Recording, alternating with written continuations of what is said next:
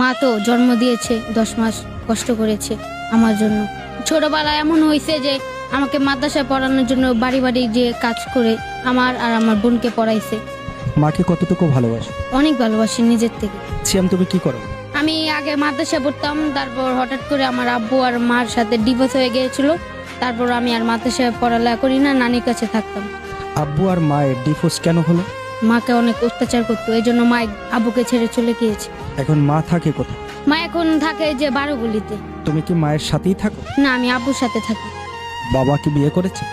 হ্যাঁ করেছিল, যে মহিলাকে বিয়ে করেছে তার একটা স্বামী আছে, ওই স্বামীর কাছে আবার চলে গিয়েছে। বাবাকে কি প্রশ্ন করেছো কখনো যে আমার মাকে কেন ছেড়ে দিলাম?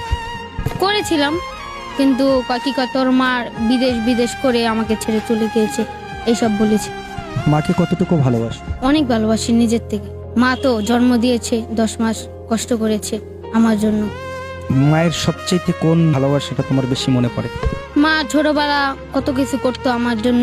ছোটবেলা এমন হয়েছে যে আমাকে মাদ্রাসায় পড়ানোর জন্য বাড়ি বাড়ি যে কাজ করে আমার আর আমার বোনকে পড়াইছে। পড়াশোনাটা যে করতে পারলা না কার জন্য? আম্মুর জন্য করতে পারলাম না। তোমার পড়াশোনা বন্ধ হয়ে যাওয়ার মূল কারণ কে, তোমার বাবা না মা? মা। ডিভোর্সটা কে দিয়েছে? মা দিয়েছে। তারপর মা কি করে না, নিজের জীবনটা শেষ করবো না, তারপর চলে গিয়েছে আব্বুকে ডিভোর্স দিয়ে। তোমার বাবার কোনো দোষ ছিল না? না, আমার বাবা গাঞ্জা খায় না, মদ খায় না, সিগারেট খায় না, রাজমিস্ত্রির কাম করে। তার মানে তোমার মায়ের প্রতি এখন কোনো অভিমান আছে তোমার? না, এখন নেই। আমার অনেক ইচ্ছা আছে, আমি বড় হব, অনেক